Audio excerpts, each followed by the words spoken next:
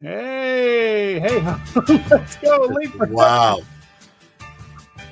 Post-holiday Tuesday. no overlay tonight. On that note, welcome back to our show as we dive into the maddening world of closers. Anyone else have a bullpen pissing them off? Because I do.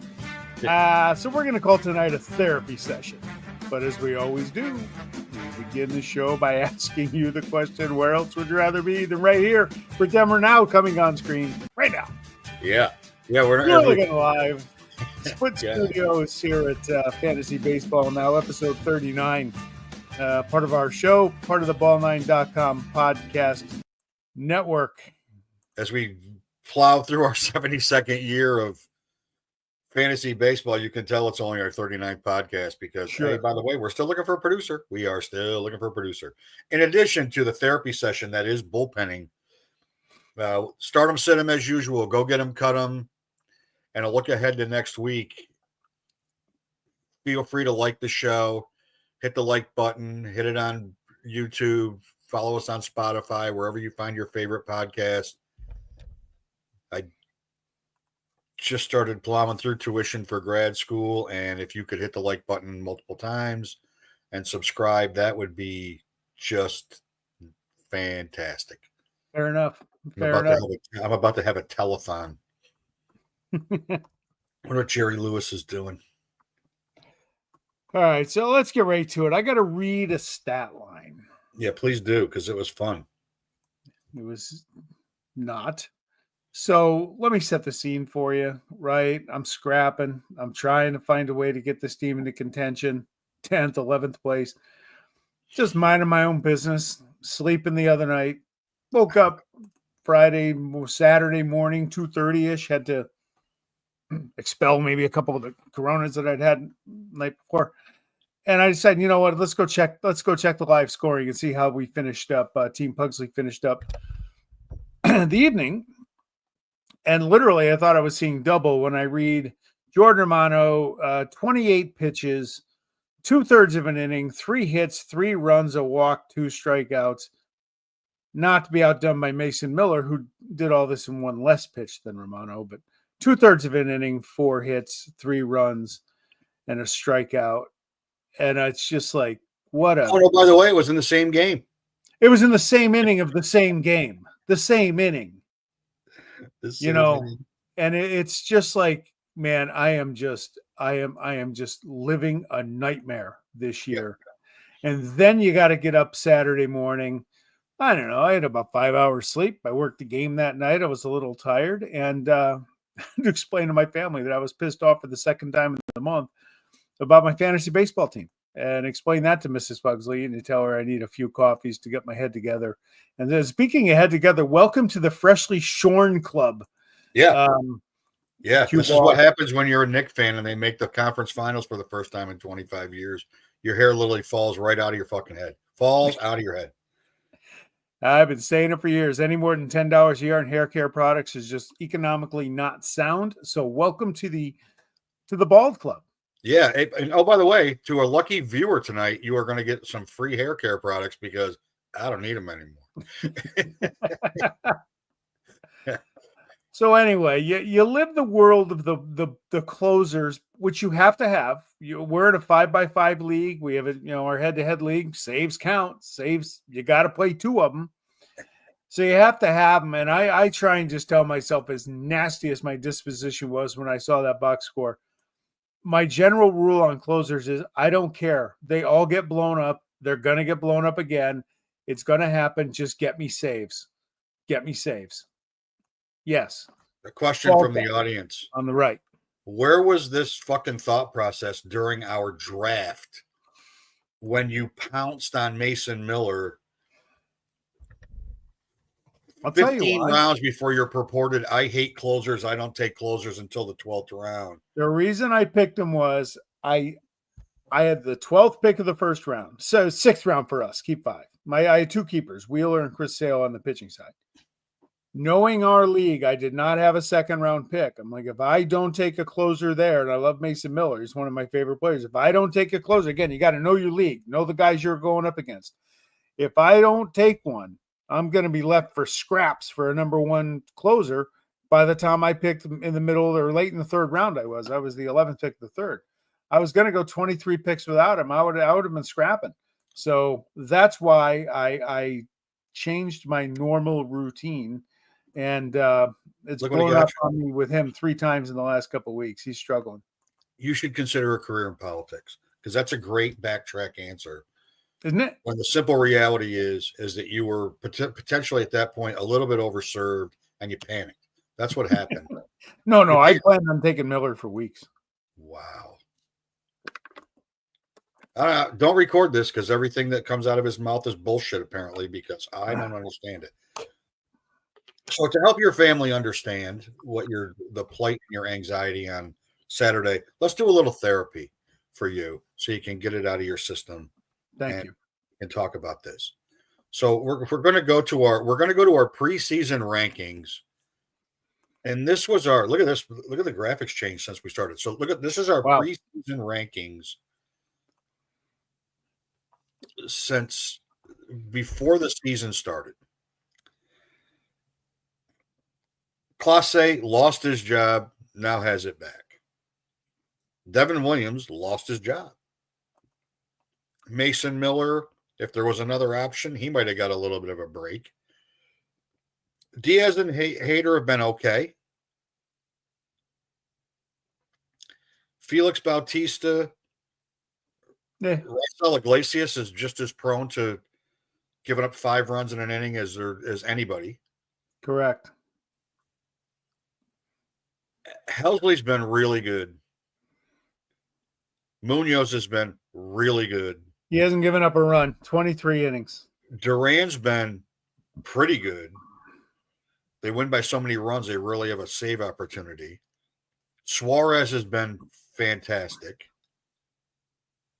Ryan Walker, sometimes he's the closer, sometimes he's not. Hoffman's been mostly good. Yeah, and so here's the problem for me. Clase went in the first round. Miller went in the first round. I thought about Cassius even hates the closers. I thought about taking Williams in the second round, and I'm like, you know what? Screw it. I'll just grind away. The top 5 or 6 guys are going to go super early. Maybe I can steal Helsley. I know I'm not going to get Hader. They're not winning any games. So when you're not winning games, how good's your closer? Right. I thought Chris Martin was going to be the closer in Texas. That didn't work out. I wanted McGill from the Brewers. Didn't get that. Thought I wanted Presley. He lost his job. So looking at this, the surest of sure things was a guy that wasn't even signed when we did our draft.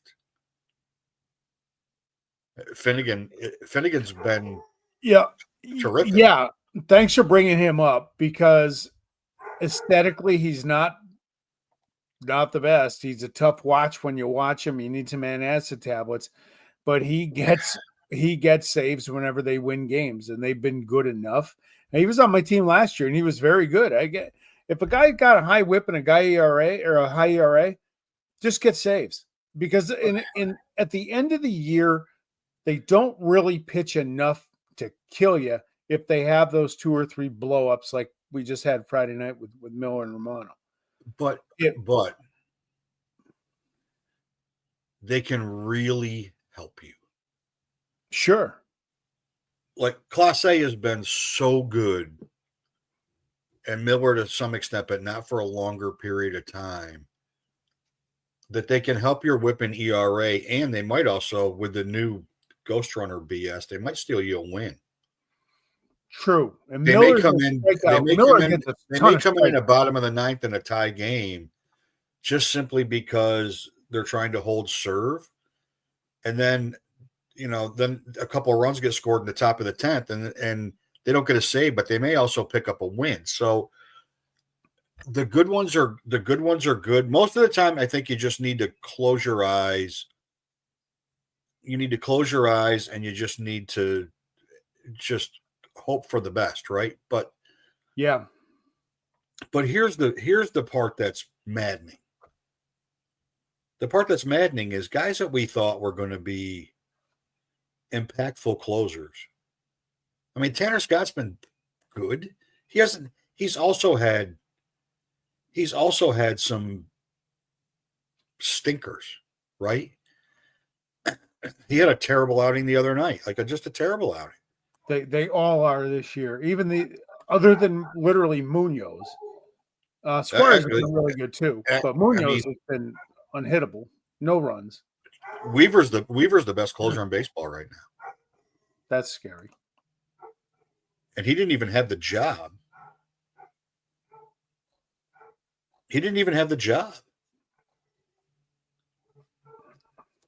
I mean, he just doesn't give up anything. I mean, Carlos Estevez has been really good. And I shied away from him because I thought Ursig would end up with that job because Estevez would blow up. Not the case. Yep. I mean, nobody knew who the closer was in Cincinnati. Emilio Pagan's been decent, right? He's been good enough. 99-year-old Kenley Jansen. Everybody thought that the Angels were going to be, as bad as the Rockies. Not the case. Yep. You never know what Tampa's doing, but Fairbanks has been really good. But, I mean, Romano wasn't the closer if Alvarado didn't get caught cheating like a dipshit. David Bednar's a disaster. Detroit's the best team in baseball, and they don't even have a real closer. They use Tommy Kahnle. They use West. They're doing whatever they do. The Diamondbacks still haven't figured it out. Ryan Presley's not the closer right now in Chicago. Yeah. But I don't know how long that's going to last. It's a fickle bunch. That's how I would characterize it. I mean, Chapman's been pretty good for the Red Sox, but they either win 18-6 or they lose 5-3. Yeah, but you're going to put your eggs in his basket for how long? You can't. You can't. Luke Jackson was pitching good for the Rangers. They don't win any games. And he got hurt. I mean, it's just like who do you go to? It puts you in a position where if you don't have the automatic guys, right? If you don't have like a Munoz, I mean, they've all blown saves. The only one, Edwin Diaz, is the only one that's perfect. He's 11 for 11, and Kenley Jansen's 11 for 11. But the Mets are funny. But for Diaz to only have 11 saves, like it's hard to have closers on. I mean, you need them, but then you put yourself in a position where you hurt yourself in other categories because when you're chasing saves, if you start chasing saves like the big man in Massachusetts who's loaded up on relievers, you sacrifice strikeouts. Yep. Severely. And potentially ERA and WHIP if one of those potentially, like I mean, if they pitch enough, if they pitch 3 times in a week, then who knows, right? I mean, who knows? I mean, Kyle Finnegan's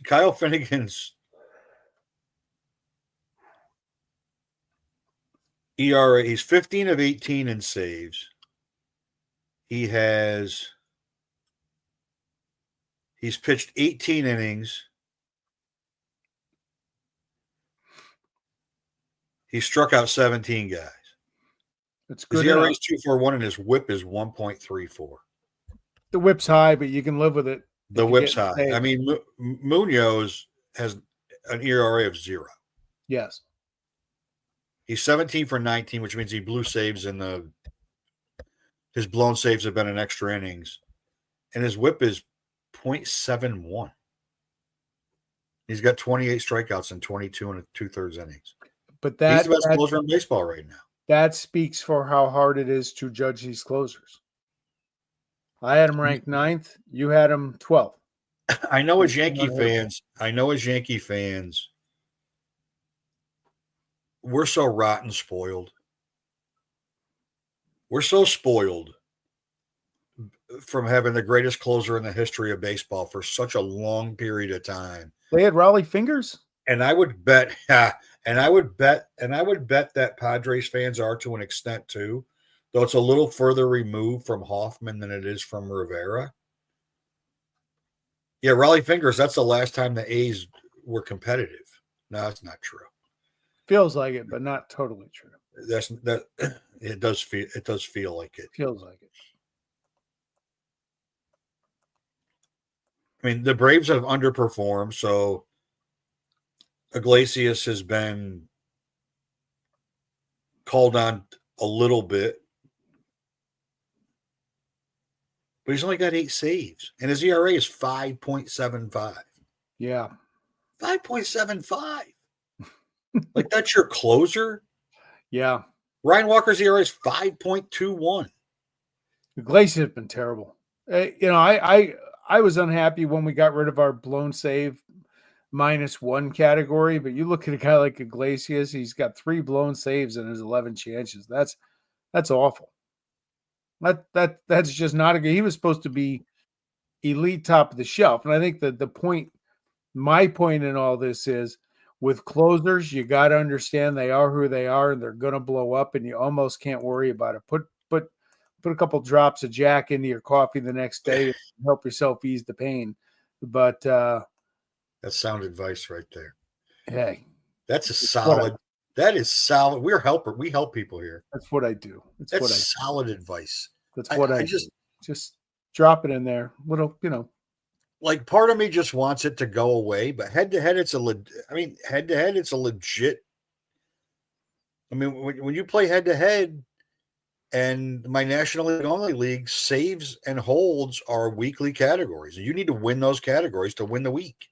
Yeah. I'm trying to do it with David Bednar, and I don't even know who my other.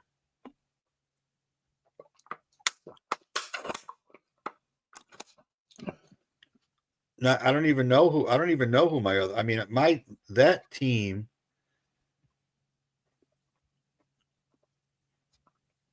And it's a National League only league, so it's no fun. I've got McGill, who's not getting a ton of save opportunities. I had Bednar and Presley. And Presley's getting me holds, but I went into the season with McGill and Piamps and Presley and Porter Hodge, thinking both of those teams would win enough games that I would get saves and holds out of that bullpen on the regular, and I couldn't get Piamps off my roster fast enough. And I don't know why on earth I still have David Bednar, but he's getting both. Yeah. But he's getting both, but they don't win any games either, so it's just a... Well, and there's another point to it. You brought it up earlier. When you start chasing categories, that gets tricky, right? So the big man this week, for example, is running 3 closers out there, all with 1 start each. So you don't have any 2 start guys and 4 closers. It's a bold move in May. He's got some ground to make up, which is what he's doing. He's transformed his team. He's done a great job. Yeah, but here's the problem. You could go 4 closers. You could have a team go 4-2 on any given week and get no chances for the saves. They could blow people out they could get their hitting shoes on for a week, right? With no save ops. So it's hard to do. And then if you do get a blow up, one of the reasons I like to go five starters, 2 closers in a 7-man pitching staff, because if a closer blows up on me, he's only going to pitch at 1 inning. You don't want the 2/3 of an inning and 6 hits and 5 runs. That's scary. Well, welcome to the big man. That's scary, but if you have 7 or 8 starts lined up, that's your innings. They're going to impact your stats more than that 2/3 of an inning. Well, here's also the challenge. We're 44 strikeouts, 43 strikeouts. I'm in, I don't know fucking how, with Paul Skeens and Hunter Green, that I'm. And Jacob deGrom getting no fucking strikeouts in a start 0 for the first time in his career. Nice work. He's pitching. He is pitching. Stuff's fine. So I am in 9th place in strikeouts with 344. And second place is 387. So Who's you first go place? 3 closers, 4 one-start starters, and if somebody else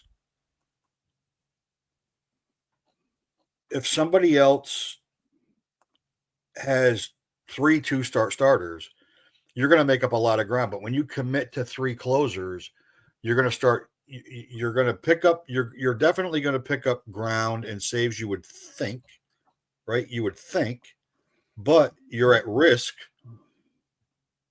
Like if you're second in one category and 8th in the other, and you end up 5th in both, what'd you do? Pick up a point. Correct.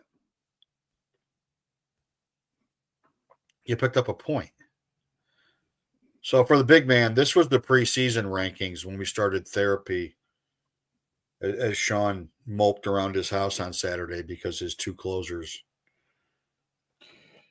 were I moped for a short amount of time. It took me probably coffee 5 or 6 until I really kind of got myself together for the task at hand for the day. Coffee 5 or 6. Standard. That's good work. Just standard. That's good work. You're welcome, big man or miss. I mean, I think it's honestly like I've come around to holds after being in leagues where holds is a category. And playing head to head, like I've come around to holds as like I'm just going to build a bullpen, and if I can win a week with saves, so be it. But I don't want to win a week with saves. I don't want to lose both. I don't want to lose holds and saves. Yep. In the same week, I want to win 1-1 so I can play even, and I just want to play even. But it also helps you for the fringe guys. It makes sense to have a Luke Jackson or a David Bednar or anybody on Tampa or anybody on the Marlins or, anybody on the, it just makes sense. Anybody on the Giants. It makes sense to have those guys when you're going to pick up holds and you might get a save out of them every once in a while. Yes. But I will say it devalues. It gives greater scrutiny to, like, we have starters in this league that would never even be considered in a head-to-head league. Because I'd rather get an elite closer. I'd rather get an elite setup guy to give me that stat than have a starter that might every once in a while have a nice outing, or maybe not. Like Ben Brown. That wasn't a nice outing, by the way. Neither one. The one before his show last week and the one after. We'll have that conversation shortly. Oh, my God. Fucking awful. Thanks. You're welcome. He's on the never again list. I hate to say it.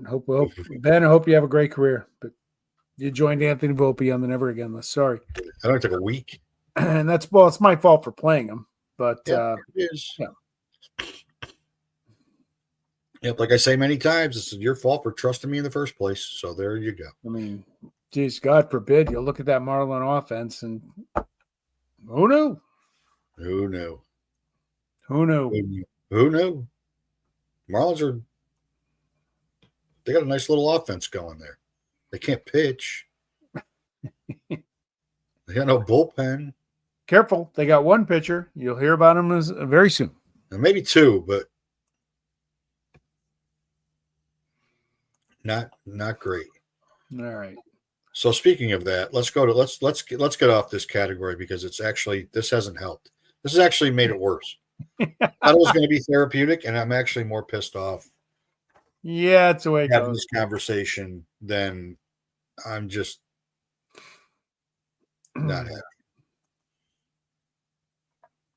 But let's go to who's hot and who's not. And you may proceed, sir. Yeah, hell's frozen over. I put a Houston Astro in something good in me, and I hate the Astros. But Isaac Paredes, yeah, he's owned in 99%. He started in 88. He's a guy, I put him in the who's hot. You can't go get him. He's not on the wire, but maybe he's a guy to look at. Maybe you go trade for him. In the last 21 days, he's ranked 16th in CBS, 306, 7 homers, 17 RBIs, 15 runs, scorching hot. He's better than I thought he was right now. But yeah, he's a guy to look at. If you need a third baseman, call up the owner who's got him and go swing a deal. And then for me, it's Jake Berger. So he started off awfully, terribly, couldn't have been worse. They send him down. He comes back up 2 weeks ago, and in that 2 weeks, he's 265 with 2 homers, 9 RBIs, 5 runs scored, and a stolen base. He's down to 69% owned, and if I brought up our first big preseason rankings, he would have been on it for both of us. Yeah. He's only 54% started. They don't score any runs. He's going to play. But it looks like whatever when sometimes it changes scenery, and then for him there was a lot of conversation about stuff he was doing for a special needs child, and there was a lot of that transition of moving from one city to another is hard enough as it is, but then to bring a special needs child along with you, maybe it was more anxiety early in the season than it needed to be. But like right now, I like Jake Berger. And first base, last week I'd known Shanuel's a guy to pick up. I'll have another first baseman a little later. And first base is a scuffle position right now outside of 4 or 5 guys, and you might as well go grab them while you can get them. Uncle Ted, how are you this evening, our friend? Hello, Uncle Ted. I wish Uncle Ted was here for the closer conversation. His input would have been hysterical. And then who's not? Uncle Ted hasn't ripped us for having 2 right-handed hitters on the who's hot list. Holy Christ. Oh, how the mighty have fallen. Yeah. So Jorge Polanco, I thought I was one of the last holdouts to unroster him the other day. I just had enough. For his last 21 days, hitting a bulky 136 with 2 homers and 3 RBIs, doesn't steal. Oh my God. He still started in 46% of the leagues. You want to bench him and hopefully maybe he can catch it going again? Fine. I cut him because he's hurt. What's that? He's injured. He's got a quad or something again. Yeah, but he hadn't hit in weeks. No, he carried them for the first month. He was great. Thank you, Uncle Ted. He did fall apart fast, and I watched it happen on my active team. I had to go get Mr. Keith out of Detroit because second base is just woefully thin. But yeah, it's been a tough go with him, and I finally released him. He was great while it lasted, but yeah, I don't know. And for me, it's Gabe Arias, who he's multi-position eligible, so he does have some appeal. And he was tearing it up. And he's in like a 1 for 30. He's not playing every day now. He's down to 239 he's still got 4 homers, 20 RBIs, 22 runs scored. He's still 40% owned. I don't think I'd cut him. I don't know if at this point if I would cut him, but because multi-position eligible, second base and third base, like if you got second base, third base eligible guys, you want to hold on to them if you can, if you got a spot, because I mean those positions are a challenge to say the very least, but especially second base, it's terrible. It's not great. It's not great. People are starting to get their eye on DJ LeMahieu. That's not good. That's not good. What happened to second base? Tim Towle is probably the guy to go grab because he's eligible at second base. even though Marte's back. He got enough games while Marte was hurt. Yeah. So who do we go get? I love this one. A familiar name. I love this one. Listen, the On May smart 6th, guy, before he came off the DL, I said to go get him. the smart guy on the panel, the guy below me, told you 3 weeks ago to go scoop up Ryan Weathers. He has started in, what's that number? 59% of CBS leagues, only owned in 77%. Go get him. He's off to a great start back from the IL. 1.15 ERA, 0.89 WHIP, just about a strikeout an inning. Not going to win a ton of games being on the Marlins, but he's off to a great start. Go pick this guy up. He got to be worth a bench spot at the minimum, and get him in there if the matchup looks good. Go get Ryan Weathers. He doesn't strike a lot of guys out, but he's a low whip, low ERA guy, and Yeah. he competes. He's a competitor. And for me, proof that when you leave the White Sox, good things happen. And Gavin Sheets, who's first base and outfield eligible, in the last 14, he's only hitting 208, but he does have 5 homers. He does have 5 homers and 18 RBIs. I don't know how you don't pick him up right now. On the year, he's 274, 10 homers, 31 RBIs, 21 runs. He's only 50% owned. Yeah. And if you're looking at Gavin Lux, who plays most of the time, versus Gavin Sheets, who's taken JD Cronenworth right out of the lineup in San Diego, why would you not go get him? And look at that for Uncle Ted. Look at that sweet left-handed swing right there. when he was in the White Sox, he was swinging like Herman Munster, and now all of a sudden he goes to San Diego. He's there for a month, and it looks like somebody taught him how to play baseball again, or maybe he cares again. I mean, there's that thing. Yeah, we talked about Sheets, I think, even off the air a lot the last few weeks. I'm glad he finally made the show. I mean, their offense is relatively inconsistent. Oh, shit. Sorry, Nate Eovaldi looks like he was removed early from his start. That's not good. No. Come on, Ted. Give us some Texas detail on what's going on. Give me an update on Eovaldi. He's in my lineup. And then to cut him, I can't help myself. But you go first. You could have paired this. You could have paired a who's hot or go get him with the cut him. Yeah, I'll start. Look, Sean Murphy, loved him in Oakland. Here he is, just getting done catching batting practice. He never really got going last year. I know this because I drafted him. He got hurt on opening day and missed, I think it was an oblique, which is never good. He never got going last year in Atlanta. And now this year it's the same song and dance. Last year was Travis d'Arnaud taking time away from him. Now it's Drake Baldwin. And Murphy he's started in 29% of leagues, owned in 21%. Hitting 222 on the year with 8 homers, 18 RBIs, but he's not getting the playing time.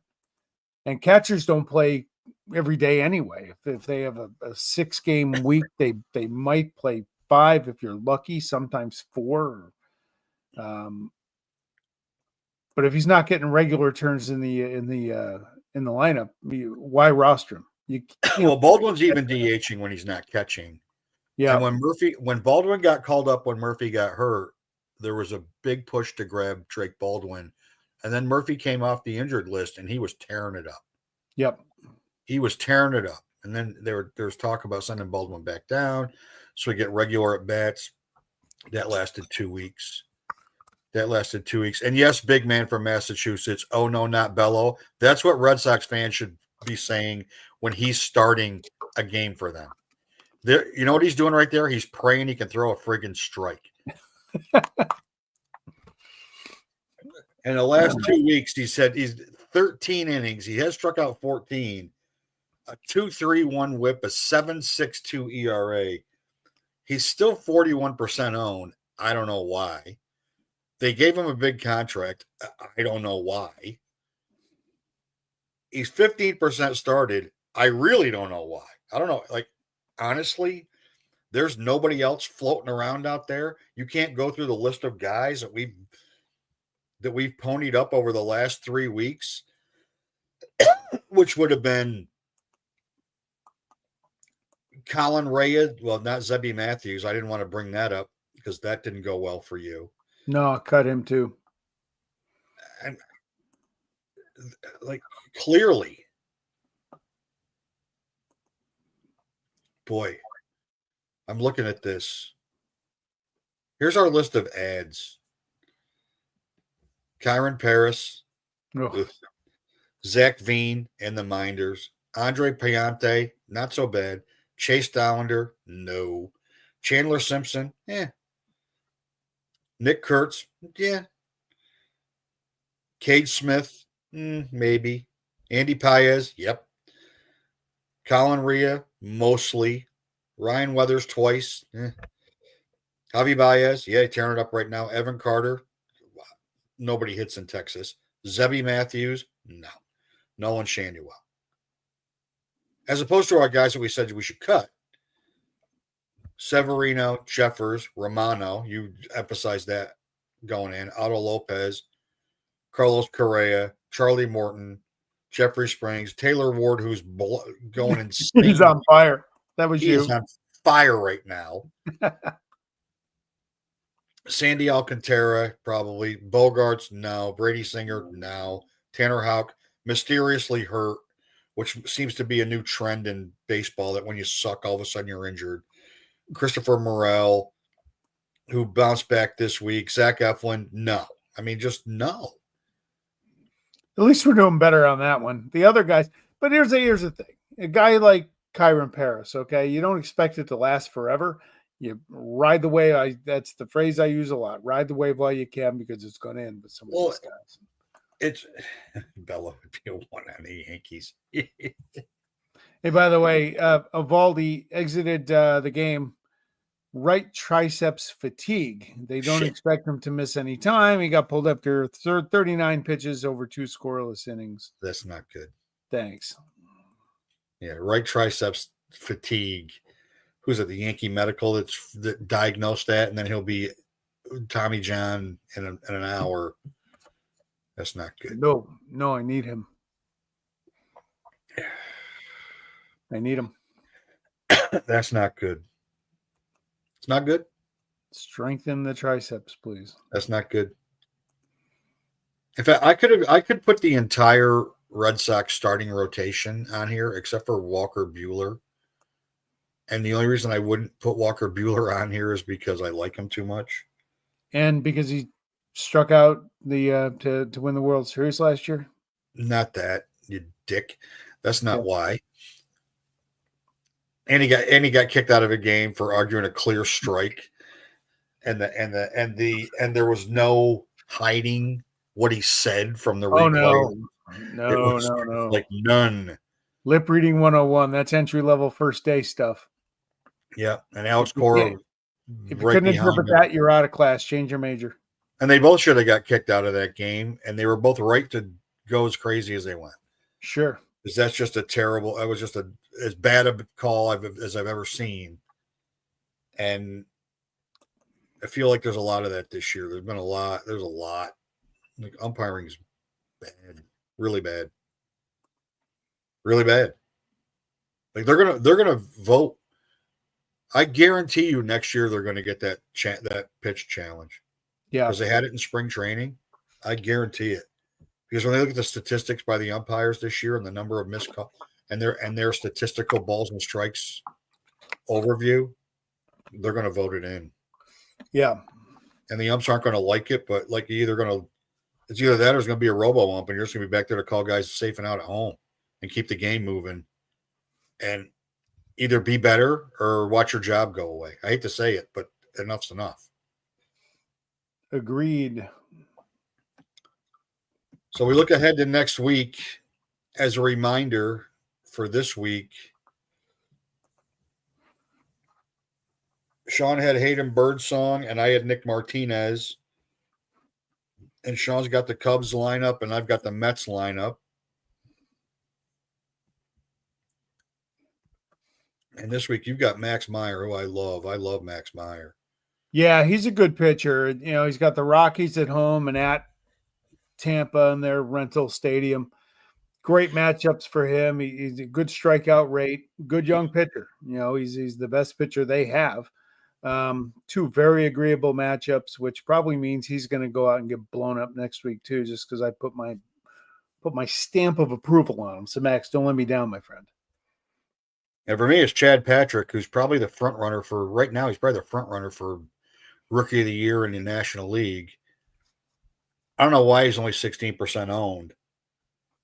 He's made 11 starts. His ERA is 2.97 and his WHIP is 1.25. He doesn't strike a ton of guys out.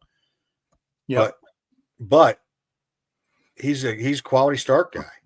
He's got 9 quality starts and 11 starts. They're the Brewers go again, dragging another pitcher up. DL Hall pitched yesterday, back from injury, in relief. Like, I don't understand why they sent Logan Henderson back down though. I don't either. He was that really didn't make good. sense Because he has options, I guess. They should get Brandon Woodruff back. They think maybe one more. Came back from his arm injury, got through rehab, had ankle tendonitis, pitched the other day, looked great, felt great. They're saying one more start for him, rehab start for him, and he'll be back in the rotation. Okay.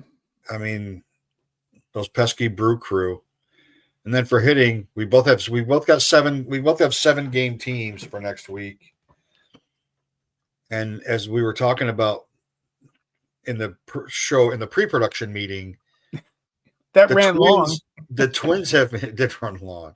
The Twins have now been selected 3 times by this panel. They're rolling. They are rolling. My God,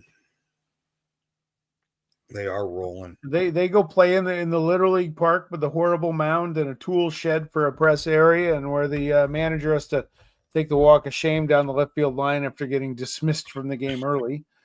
And if you can get into that Oaklamento bullpen by the 4th or 5th inning, you're going to feast the rest of the night. Yeah, and the Twins are on fire right now. I still don't see it, but they're a lot better than I thought they would be. So yeah, go with the Twinkies and the Blue Jays. Yeah, okay. Just keep the good times rolling for the Minnesota offense. The Blue Jays can't pitch, so they give up a lot of runs. Yeah, their pitching ain't going to scare anybody. And then for me, any team that's got 4 games against the White Sox, even though Adrian Hauser pitched phenomenally yesterday, and the Tigers, as much as the Twins are rolling, the Tigers are equally as rolling. I mean, 4 games at the White Sox and 3 games versus the Cubs. I'll take the Tigers. I'll take the Tigers next week. And Bryce Harper's hurt. That's what Uncle Ted wrote. I didn't know what that meant. Yeah, you got hit on the elbow. X-rays are negative. As Ranger Suarez outduels Steven Strider. Spencer Strider. And Strider only went 4 2/3, but 1-0 at Citizens Bank Ballpark.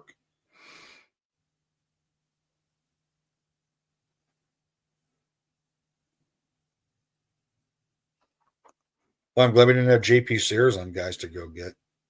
No, it's hard to recommend any Oakland pitchers. Sears is the best one, but it's tough to recommend any of them. Yeah, Sears is the best one. I was talking with the big man today. Wait till it gets to be a searing 110 degrees out for first pitch and not too long. Next week. During a homestand. So it's only going to get worse. It'll be next week. The only thing that's going to get better is the material I'm going to need to tweet at the brass of the Athletics. They don't care. They should. They don't. They do. They care what I think. They don't even care what they think. I mean, that's the worst part about it is they don't even care what they think. No, they're a joke. They're a joke. It's just a mess, and it's not fair to the players. And changing stadiums has definitely had an impact on Butler and Rooker because they're not producing nearly as well as we would have thought. Yep. And Jacob Wilson, man, that dude can hit. He's great. I was looking at batting averages before. I was looking at batting averages because Ohtani homered again tonight, and he's up to 19. And I was looking at batting averages, and he is second in Major League Baseball at 350. And Judge isn't going to hit 398, I don't think. He might, but I don't think he's going to. But he is most likely to hover around 350. Wilson? Yeah. He gets up and gets his hat. He just makes contact all the time. Yep. His swing is weird. But, man, the guy makes contact. And he's playing a good enough shortstop for them that I guess your guy, Zach Kozart's going to be playing second base. He's one of those. He's a gamer. He's a gamer. Geloff may be back soon, I read today. He's swinging. He's swinging a bat again. His hand is fine. It was his rib cage that got a little messy during the rehab at first. So I need him back because I got Colt Keith right now at second base. And although I am up to 10th in our 12-team division. So one of these weeks we're going to talk about when do you sell John Fisher, and when do you sell when you're in 10th place in June? Yeah, I've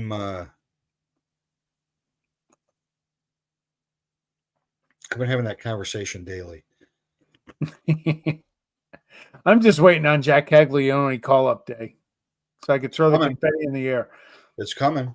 I had one unnamed owner in our league make me 5 offers for him over the weekend. I'm like, I'm not trading him. I went into the draft specifically to get him and come away with him. I'm not going to trade him now. Well, he's playing in the outfield. Yes, that's a big thing. And we did nudge Sal Perez last week, and he's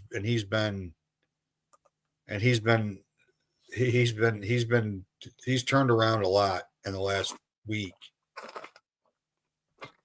But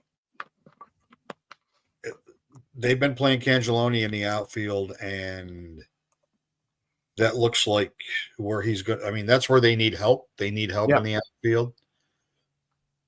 And Pasquantino is productive enough, even though his batting average isn't great. And I'd love him to get outfield eligibility on a guy drafted him with the hopes that he would come up this year and become keeper quality next year. And I just traded for Vladdy Guerrero. I'd love to see Jack go get outfield eligibility. That'd be a game changer for me. Nope, the A's are on the board. Looks like Lawrence Butler just went yard. Yeah. Now they're only down 7-1. Only 7-1 in the 4th. That's early. Oh yeah, that's what I'm telling you. You get in the bullpen, they're going to give up 12-14 tonight. They got 7 off their best pitcher. Wait till the AAA guys come in and pitch innings 5 through 7, because that's never fun. But anyhow, I mean, all the rinky-dink money that they could have spent $3 or $4 million on 3 guys in their bullpen to make their. I mean, they've dropped like a rock recently. They've dropped like a rock recently. They were, hanging on. Now they're in last place, but they're still only 7 games out. That division looks like the Mariners are getting ready to run away with it, but those pesky Astros, and I still think the Rangers are going to win that division. I don't know why. I don't know what makes me think that they can't hit. They're going to hit. Shit. I mean, their lineup is so good. They're too good of an offense not to hit the way to keep going the way they've been going. Yeah, but we've been saying that for a year and 2 months. Yeah, it's been a year and 2 months. I mean, they need Corey Seager in the lineup. That's clear, and he's got to stay healthy. It'll be interesting. We'll fix the Rangers on another show.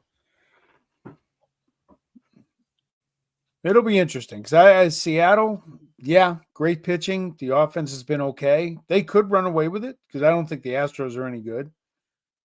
But I think Texas is better than what they've shown. So And the Tigers have a 5.5 game lead in the Central. in the best division and certainly in the AL, if not overall. Yeah, very possibly. Very possibly. And the Phillies have the best record in baseball. How about the Cardinals? I saw a stat over the weekend that crowds under 25,000 in 2024, 0. Crowds in the first 25 home games under 25,000, like 18 out of 25 games. Who is this? St. Louis. Yeah, of all places, and they've been on a tear. Yeah, they've been on an absolute tear, and people are still not going. Though I do love me Victor Scott, man. I like that. Can't kid figure that out. It's such a baseball town. Well, they put close to 4 million fans in that stadium forever, and they've not been rewarded with any attempt to win. Yeah. Like they've just not been rewarded. And I wouldn't be shocked if Helsley's traded at the deadline. And I wouldn't be shocked if Arenado, who's having a pretty decent year, is traded at the deadline. I wouldn't be surprised at all. Yeah, we'll see. All right. Next week, same bat time, same bat channel. Same bat time, same bat channel. Who the hell knows what we're going to.